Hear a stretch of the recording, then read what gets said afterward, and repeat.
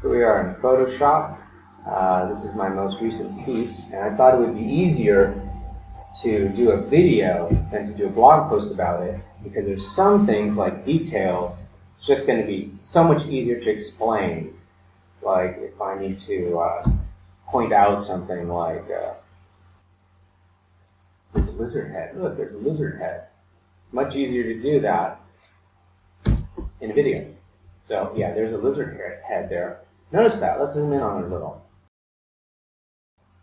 Looks like a gamma species, part tokay, because of this external protruding eye and this bit of tongue sticking out, something the gamma lizards do. That's something I know. I love lizards, so it's something unique about my art in a way.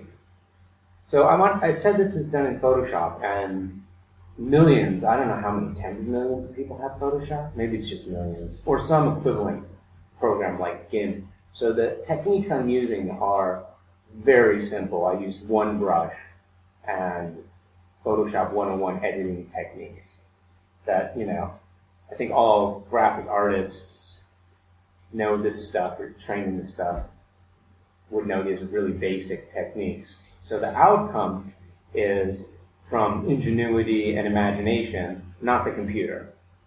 This is 95% traditional drawing. It's like pastel drawing, and I've done charcoal and pastel drawing and painting, and I'm using the same sort of techniques, the same mindset. I'm just doing it digitally. So you have this rough pastel, which is also like a painting with dry brush. And you can see if you look in close that there's a lot of layers over layers. You know, all these different layers are 1, 2, 3, 4, 5, 6, 7, 8, 9, 10, 11, 12, 13. There's a lot of different layers I worked on, and some on top of each other. And even though some parts look sort of random or maybe incomplete, they're rough, I left a few of those deliberately just to keep it a little bit rough and non-representational in some aspects. But almost everything is really meticulously deliberated over. And through trial and error and accident. That's another good reason for me to work digitally is I make a lot of mistakes and I learn from my mistakes. And that it helps generate new ideas. And using the computer, I'm able to experiment with mistakes and try a bunch of things, figure out what works. Yeah, this guy up close. This is all just brush strokes with one brush.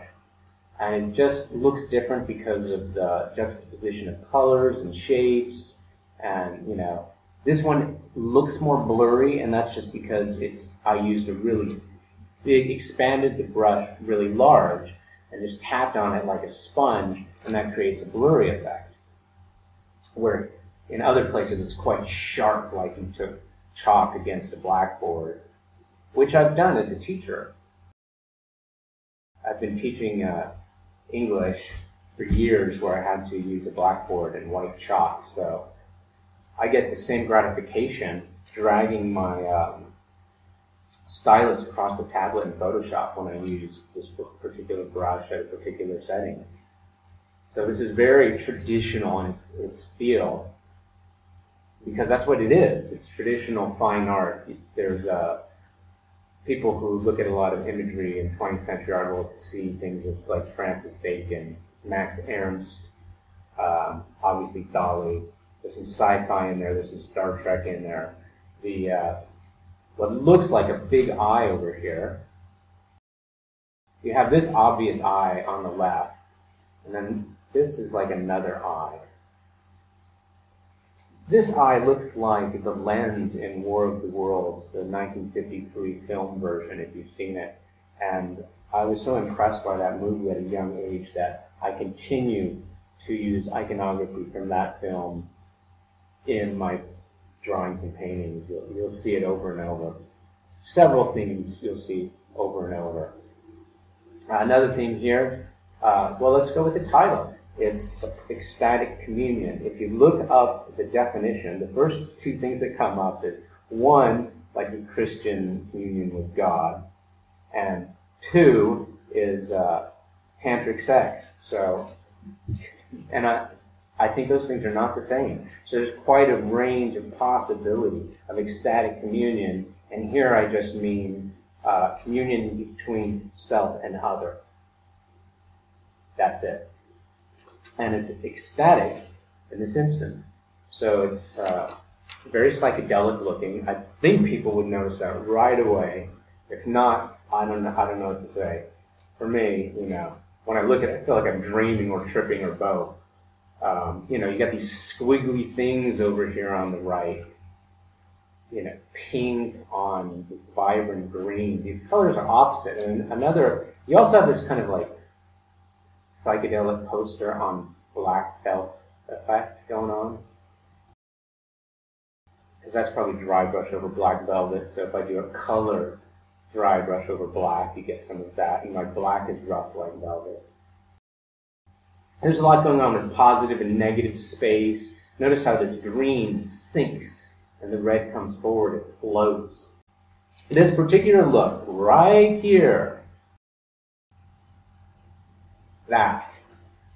this is only achievable using digital media. You can't do the same effect using traditional mediums. I mean, each medium, like an emulsion, can get really tight delineations that are beautiful in abstraction. But this is something that will only happen on the computer by juxtaposing these two opposite colors. It creates a dark shade, and also one comes forward and one recedes. So it's a unique look to digital painting, but using traditional techniques. So you got a bit of the best of both worlds there, which is what I'm trying to do. I have, as I said, drawing and painting background, and then in college I got mostly conceptual and political art, which pretty much finished me off.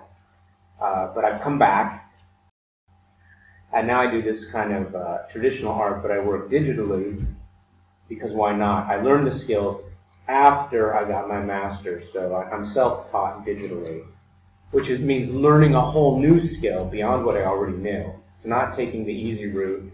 It's learning new skills and putting them all together to make something different. So those are effects you can only get digitally. So I'm painting with light here. It's not paint, it's light, and that should sound kind of cool. So you can see this receding and forwarding of different colors in different areas, if we look at just that. I mean, as an abstraction, it's quite beautiful. So there's non-representational elements in there. I love abstraction. So there's certain thought goes into where do you put your dots? How do you brush on your dots? These seem to have a drop shadow. How do they relate to this shape over here, this arc? I've probably changed that arc 3 or 4 times. Why is there a red outline here that's brighter than the shadow and makes the shadow recede? So if you look at this guy, one of the things you want to notice about him is he almost looks like a plastic toy. He's got that bas relief quality. His eye seems to come up like you could press it down. And on this figure, this blue here just recedes back. So you're like looking into this black void at this blue thing. Also on this head. So this could be a head, maybe. There's also a smaller head here. Here you can see what is either a pair of lips, like a Rolling Stones cover, exaggerated lips, or it could be an eye. This is like an eyelid or a mouth. There's multiple readings. This whole thing can be an eye or a mouth. This is like an eye here, a very conspicuous one. And this up here could be like the brain, and it's just brush strokes of opposite colors, so it gets this real dynamic electricity, which would be something like consciousness. So I'm deliberately doing this effect for that purpose, which also happens here in this shape. So you have a stylized shape, and this figure also has sort of Picasso elements, where Picasso's great contribution was that he realized you could break all the rules and represent something anyway, as long as it had some semblance of the basic features. People would put together what it was.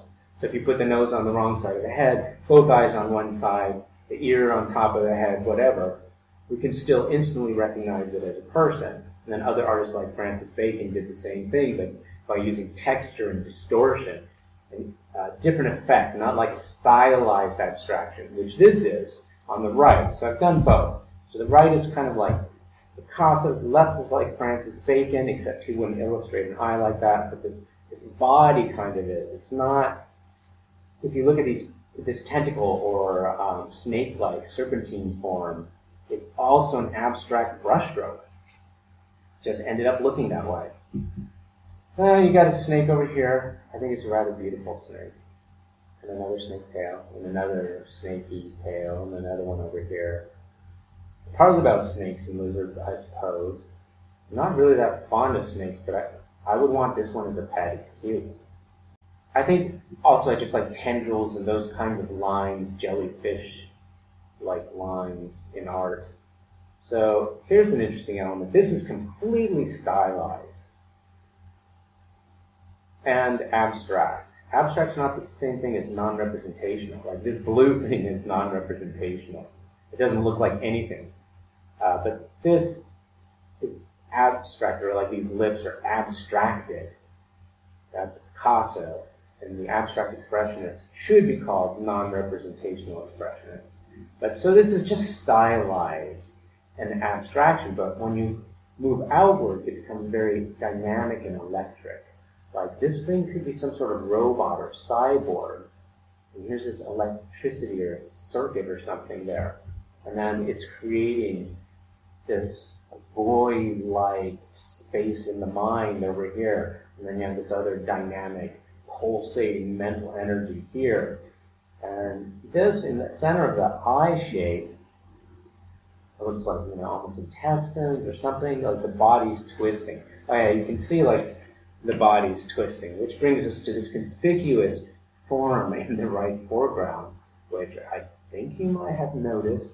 Seems like a female butt. And that is sort of deliberate. Most I'm painting just from what I see, what I imagine. I just make random strokes, so the whole thing is a Rorschach test. It's unpremeditated. I had no idea what I was going to paint. So it just evolves before my eyes, which helps keep it from getting boring, because I'm not illustrating a preconceived idea. I don't have any rules on what I have to do, because I'm using abstraction, non-representation, stylization, and kind of rough distortions of Francis Bacon, Frank Arbach kind of thing. I can use any of those techniques, so it never gets boring. So anyways, this is like a, female butt in a bikini, and it's pretty soft for no one should be outraged. And that's kind of a joke just because of clickbait and thumbnails on YouTube. If you look at YouTube, like prank videos, I like prank videos, so they'll always use as a thumbnail the attractive girl they pranked, and if her butt is in the shot, that is going to be the thumbnail because people will click on it. So this is kind of a joke to get people to click on the image, for it to attract their attention and grab them just a hook for a second before they drift away and not even give it a chance. And then hopefully, that's just subliminal. But there's actually two, by the way, because you can see, there's like a bikini, and then you can see this shape. One leg going this way, and the other. So there's also intersecting and overlapping forms. And this guy, is he looking at you? Is this straight on or is it profile? This could be a nose, and it's kind of weird. Or is it looking straight on and he's just got this weird elephantine, serpentine face, is deformed? What is he? What race is he? What species is he? The main thing is some sort of communion between these two figures. And I think these pink on blue, electric, atmosphere created is very psychedelic and spiritual. So there is that spiritual connotation, some sort of ecstatic awareness of other or transcendence. Yeah, this is obviously, I think, a transcendent image. People talk about, aspiring towards beauty and transcendence.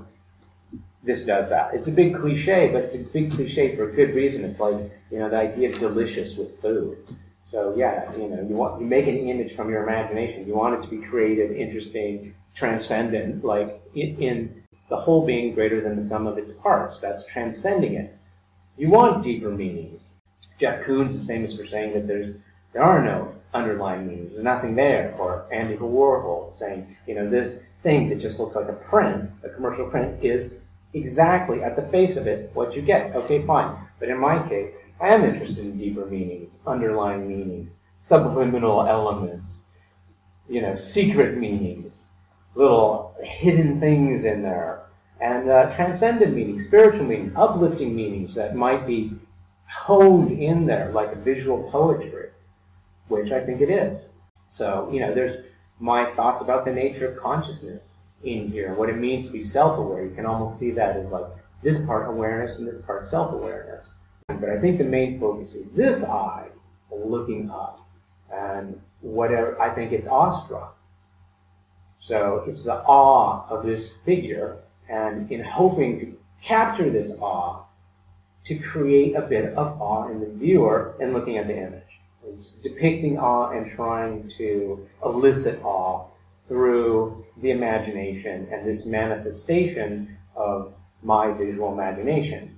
This is also, I think, a bit of a rebellion against, let's just zoom in while I'm talking, look at it more, a rebellion against the tyranny that I see now happening of written and spoken language, rational thought, and linguistics. Now, all of those things are wonderful. I admire them. I'm a high verbal person. I love to write. You're possibly seeing this at my blog.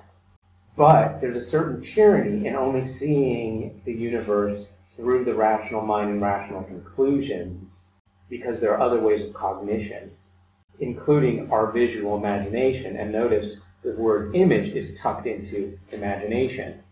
So making images that are original and creative seems like a primary function of the visual imagination and a way we communicate as sentient beings. So there's the rational, through linguistics, spoken words, sentences which take place and build in time, and then you have like an image which is instant. So it's an instant conveyance, which is a whole different form. It's instant. And your mind has to read it in a different way. It's a different kind of, there's logic there, but it's a different one. It's perhaps the same root underlying logic, but still, visual imagery is a checks and balances against the tyranny, if it becomes tyranny, of purely rational thought. And I see that happening a lot, and people acting out on foregone conclusions. And this is prevalent in the art world in terms of ideas about why conceptual art is more important and interesting and relevant than any pictorial art. So like this is dead on arrival for them. And that's based on their reasoning, which I think I can out-argue and have already. You can read my art criticism on my blog post. So there's that idea. And then once you get filtered through the intellect, you get filtered through next politics and morality. And even then through that, the specific politics and morality of the radical left, because all the current art in the art world is on the left, to the very far left. And that's kind of interesting because now art needs to serve that cause and that agenda, which for any other cause or agenda would sound a bit like propaganda. I mean, you don't want to be muscled in to having to be a cadre in the cause necessarily if you're an artist. I want the freedom to not have to be for the cause, even if I agree with quite a lot of it. So this is just imagery, unfiltered through reason and logic and linguistics, unfiltered through politics, and unfiltered through specific political conclusions. And thus, it's a bit of an FU to that. This is the checks and balances. This is another way of looking at the universe, which doesn't have set answers and conclusions. So it's just another way of representing mental cognition and that we exist as subjective entities. It's a different kind of argument. I think this image makes an argument. And, the old cliche of a picture is worth 1,000 words. It's true in this case. How do you quite capture the feeling of the pinks against the blues in this pattern? and these outrageous color combinations. And you got super bright green and yellow, and then hot pinks and black, and then those colors intersecting with each other. And without outlines in a lot of cases, like the lizard, there's no outlines, there's just juxtaposed colors. Also this. Sometimes I use outlines, but that's not really how it's working. And it's not working by naturalism. It doesn't obey the laws of lighting and shading. When you see videos on YouTube, they're about how to draw or paint an egg, how to paint a portrait. I always think, that's one way of doing it. And if everyone does it that way, the way, everyone's painting will look the same, and nobody's painting will look like this. So I don't use any specific way of depicting things. It can be symbolic. You know, a round dot can be an eye, but the eye on the left is more naturalistic, but I didn't want to go all the way. I thought of putting veins in it, but I thought that might be cliche, but an eye should have veins, but I made a conscious decision to not do that because I wanted it a little more symbolic and abstracted. I want to go the route of naturalism. And yeah, instead of, you know, how lighting and shading is supposed to be done. I followed a bit in putting these specular highlights in approximately the right places. I paid attention to it, like here, where is it light on the snake's body, and I'm even a bit loose about that. There's a little bit of a drop shadow. But generally, I'm not using that rule. I'm just using a rule of whatever looks good and works when you combine these different styles. By the way, on screen, the image size, it's 20 by 30 inches. So this would print 20 by 30 inches at magazine resolution, magazine cover resolution. So that means like when you look at a magazine cover, a good one, it's that tight of a resolution where you can look at it up close and it's really tight. But generally when we print, nowadays it's at 150 dots per inch because you're not getting it so close. You need to stand further back when it's a large image. So for a really large image, you can go at half that. So this would be 40 by 60 inches. But on screen, it's 63 by 125 inches. So you need a monitor that big to show it at screen resolution, and this would be a great way to show it, or to project it. You can project it on a screen or a wall. So you can print it, you can project it, or you can show it on a monitor. All those things are possible. You can print it on like steel if you want. All printing options are possible. Also this one last thing, you can reverse it. I worked on it both ways, which is a good practice, because your mistakes really stand out when you rotate something horizontally. So you can look at it this way or the other way. Doesn't matter, I intended it both ways. So whichever works more for you, you can look at it that way. Okay, and this one's called Ecstatic Communion. I'm Eric Wayne. My website is artofericwayne.com. And if you like my video, you can click like, you can follow me. If I get some more support, I'll make more videos.